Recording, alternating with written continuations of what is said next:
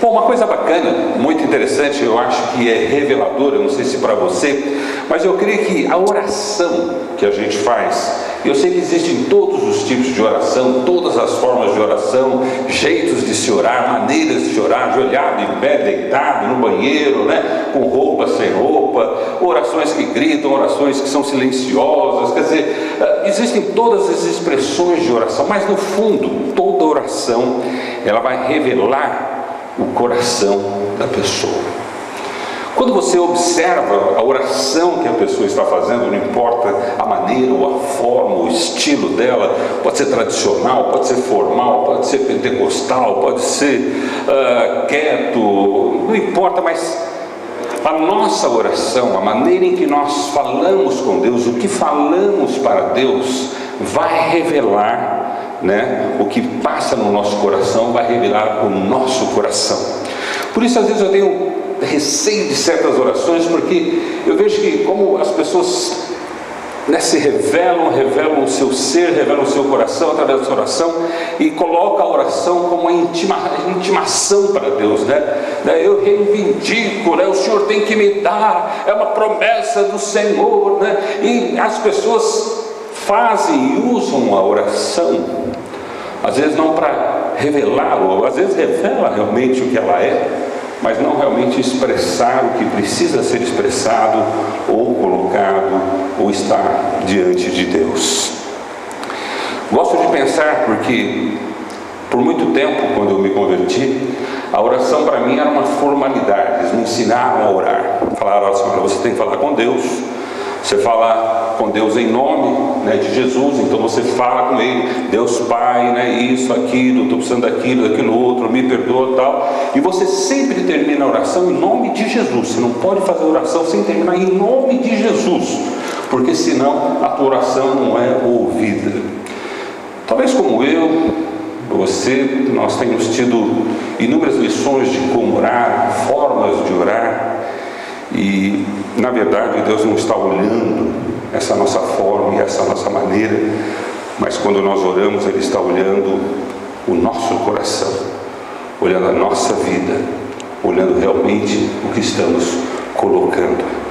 Por isso que eu creio que a oração, ela revela o coração do homem. A oração, ela revela a intenção da pessoa. A oração, ela demonstra realmente o que a pessoa está entendendo ou compreendendo da sua relação com Deus. Porque como eu falo com Ele, é como eu me relaciono com Ele. Se eu me relaciono com Ele de uma forma formal, tradicional, certinha, né, vai ser dessa maneira que eu entendo Deus e dessa maneira que eu limito Deus falar comigo. Mas se eu me expresso com Deus de uma forma espontânea, de uma forma desejosa, de uma forma reveladora, de uma forma em realmente que eu abro o meu coração, revelo o meu ser a Ele, é dessa mesma maneira que eu vou entender a Deus e vou compreender as coisas de Deus, e as coisas de Deus vão ser reveladas para a minha vida.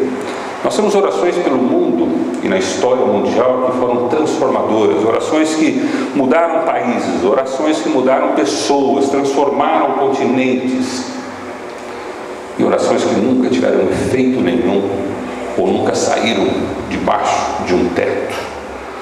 Orações que mudam, orações que comovem, orações que se expressam. Estou falando isso porque eu quero retornar com vocês uma das orações lindas do nosso estudo sobre Samuel e a oração de sua mãe, Ana.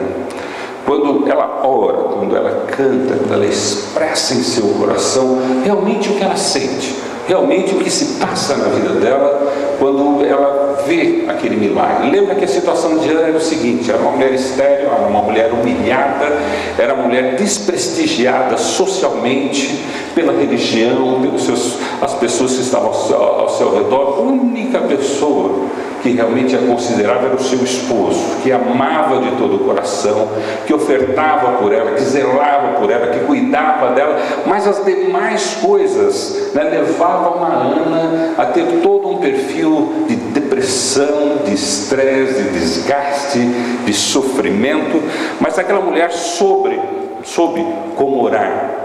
E não somente orar, mas a gente viu que ela, além de orar, ela foi para o jejum, e além de jejuar, ela fez o voto ao Senhor. E quando aquela mulher alcança a sua graça, de ter aquilo que ela havia pedido ao Senhor, e o nome Samuel quer dizer isso, pedir ao Senhor. Então, quando ela tem essa graça do Senhor, e ela vai e leva Samuel ao templo para dedicá-lo, para entregá-lo, para ofertá-lo à obra de Deus, Ana faz essa oração maravilhosa que expressa o seu coração, expressa a sua experiência, expressa aquilo que ela estava passando e o que ela está passando agora e a relação que ela tem com a sua vida. E essa oração não é só uma oração de gratidão, mas é uma oração que ela determina como vai ser a sua vida e como tudo vai ser a partir dali. Então abra a sua Bíblia no livro de 1 Samuel capítulo 2. No início, 1 Samuel capítulo 2, a partir do verso 1. E nós vamos ver essa oração de Ana. Oração de uma mulher que teve uma graça recebida, um voto atendido, e que ela se expressa verdadeiramente mostrando o seu coração, mostrando a sua alma, mostrando o que realmente havia acontecido com ela, aquilo que realmente tinha representado aquilo e o que aquilo estaria indicando na vida dela. A gente vê que aquela primeira oração do pedido dela, aquele primeiro jejum dela, aquele primeiro voto dela, já era um caso vencido. Aqui Ana faz uma nova oração. Aqui Ana impõe um novo relacionamento com um Deus que agora ela conhece mais de perto, um Deus que ela entende melhor, um Deus que responde à sua oração. Aquela primeira oração era de uma mulher desesperada, era uma mulher angustiada, uma mulher doente, uma mulher triste, uma mulher desprestigiada, mas ela não desistiu. Sistematicamente ela ia no templo, sistematicamente ela orava e ofertava ao Senhor juntamente com o seu esposo, até o ponto em que as suas orações se tornam em jejum e seu jejum se torna em um voto, em que ela se declara: Senhor, se o Senhor me der isso, é isso que eu entrego ao Senhor, devolvo ao Senhor. E daquela oração de desespero, de angústia, de sofrimento, que até o sacerdote, até Eli interpretou mal, como se ela estivesse embriagada, como se ela estivesse possessa por algum demônio, e ela disse: não é nada disso, eu estou aqui com o meu coração quebrantado, eu estou aqui arrasado, eu estou aqui falando comigo mesmo, mas eu estou falando com meu Deus, eu estou pedindo essas coisas ao Senhor. Mas de repente agora, como nós já vimos no vídeo passado, nós temos essa Ana que alcança a graça, essa Ana que alcança a vitória.